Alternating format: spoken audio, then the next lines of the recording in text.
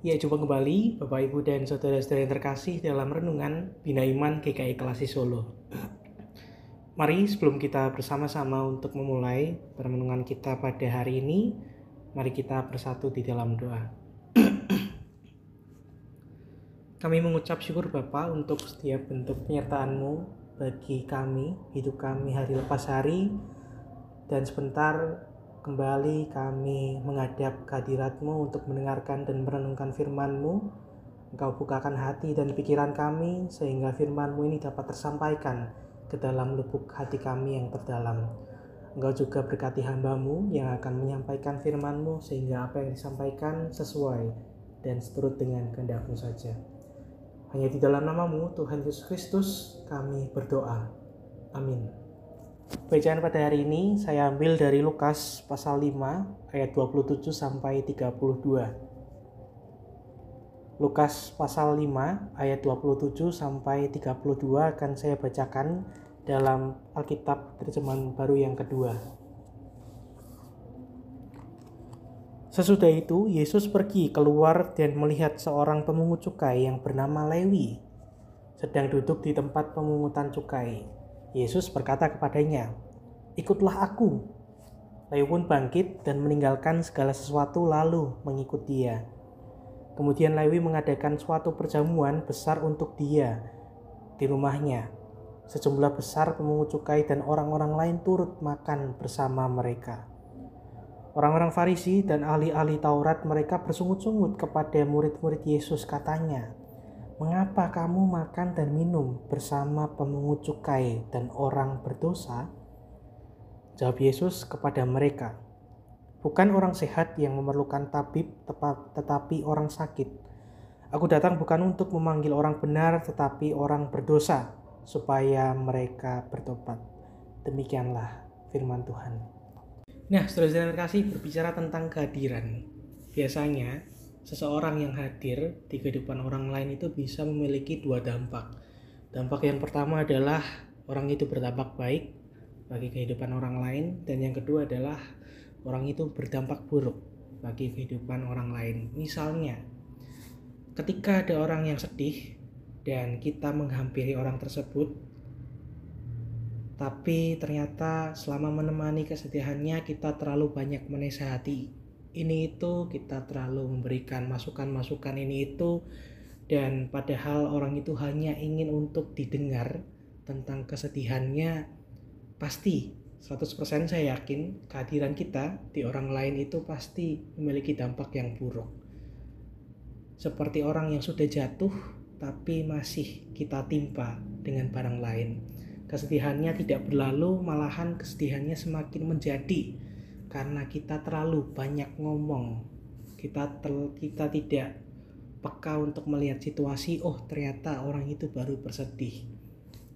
Kita tidak tahu perasaan mereka sesungguhnya, tapi kita terlalu banyak memberikan masukan, bahkan mungkin kita menyalahkan orang yang sedang bersedih, itu malahan memberikan dampak yang buruk bagi orang lain. Saudara-saudara, dalam kisah ini pun juga seperti itu, tentang Lewi, pemungut cukai yang mengikut Yesus. Lewi adalah seorang pemungut cukai, 100% dia dianggap sebagai orang berdosa dan dia menjadi musuh dari semua kalangan pada saat itu. Makanya orang-orang Farisi sangat benci ketika Yesus ini makan bersama dengan Lewi dan teman-temannya yang notabene-nya juga orang-orang berdosa. Orang-orang Farisi sangat membenci. Tapi saudara-saudara, mengapa sih Yesus lebih tertarik dengan Lewi yang dianggap sebagai pendosa daripada orang-orang Farisi yang selalu mengikuti Yesus setiap hari, yang selalu bersama Yesus ketika Yesus berpelayanan atau berjalan-jalan di kota-kota?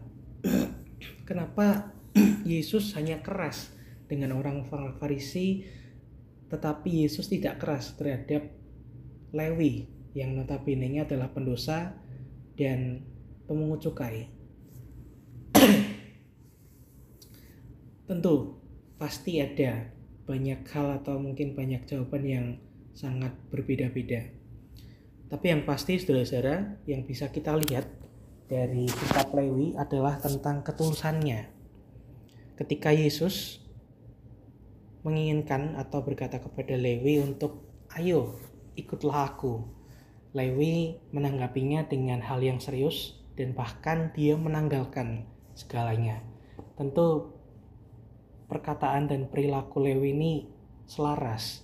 Artinya dia mau untuk mengikuti Yesus, tapi buktinya responnya adalah dia mau untuk menanggalkan segala sesuatu, termasuk pekerjaannya sebagai pemungut cukai.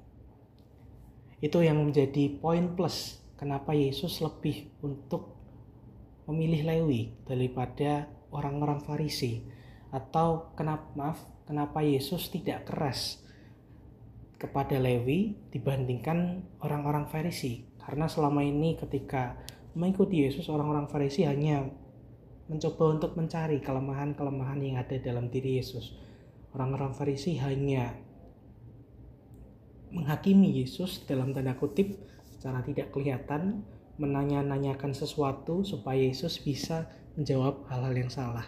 Tapi berbeda dengan Lewi, ketika Lewi diminta untuk mengikuti Yesus, pada saat itu Lewi memberikan perkataan dan respon yang selaras. Jadi bisa kita katakan adalah ketulusan hati Lewi untuk mau untuk mengikuti Yesus.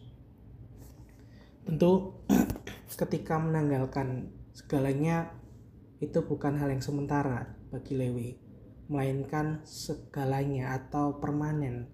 Yang merelakan seluruh kenyamanannya, hartanya, jabatannya sebagai pemungut cukai, lalu memilih untuk mengikuti Yesus yang adalah seorang tunawisma yang kerjaannya hanya berkeliling ke kota-kota lain sambil mengabarkan Injil, sambil berkhotbah di tempat-tempat lain, menyembuhkan orang sakit, menolong orang lain dan sebagainya. Dari tokoh Lewi ini adalah bukti kuat akan dugaan bahwa Yesus tahu betul kebutuhan orang yang dihadirinya. Apa yang dibutuhkan oleh Lewi itu bukan harta, tetapi kasih dan pengampunan diri dari orang-orang yang mengerti dirinya. Saudara-saudara yang terkasih, apa yang bisa kita pelajari dari kisah renungan yang singkat ini adalah kehadiran kita dalam diri orang lain itu penting. Dan hari ini kita bisa belajar bahwa Yesus tahu bagaimana ia harus hadir ke dalam diri orang lain, bagaimana ia harus bersikap bagi diri orang lain. Yesus hadir kepada orang yang pendosa bukan untuk menghakimi mereka. Yesus hadir kepada orang-orang yang berkekurangan. Yesus hadir kepada orang-orang yang termarginalkan, dikucilkan. Dia tahu bagaimana dia harus bersikap. Dia tidak serta-merta ikut untuk menghakimi orang-orang yang berdosa. Dia tidak lalu serta-merta memojokkan orang-orang yang terasingkan, orang-orang yang termarginalkan. Tapi malahan Yesus hadir. Dengan kehadiran Yesus itu, orang lain yang termarginalkan atau orang yang berdosa atau orang yang terkucilkan itu merasa dekat dengan Allah.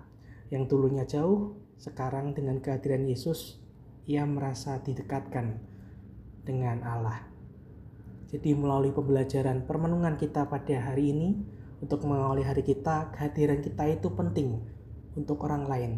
Tapi hadir sebagai orang yang tepat lebih penting. Maka itu saudara-saudara yang terkasih, jadilah orang yang hadir dengan tepat bagi sesama kita. Jadilah orang yang tahu apa sih yang dibutuhkan orang lain. Ketika orang lain melakukan kesalahan, maka tidak semerta-merta kita langsung menghakimi, kita memojokkan, lalu kita merendah-rendahkan orang itu. Ketika orang lain melakukan hal yang merugikan atau hal-hal yang berdosa, tugas kita bukan untuk menghakimi, tapi kembali untuk mengayomi, untuk memeluk, untuk memberikan arti bahwa Allah juga dekat kepada orang-orang yang berdosa. Jadi hadirlah bagi orang lain, sebagai orang yang tepat. Amin.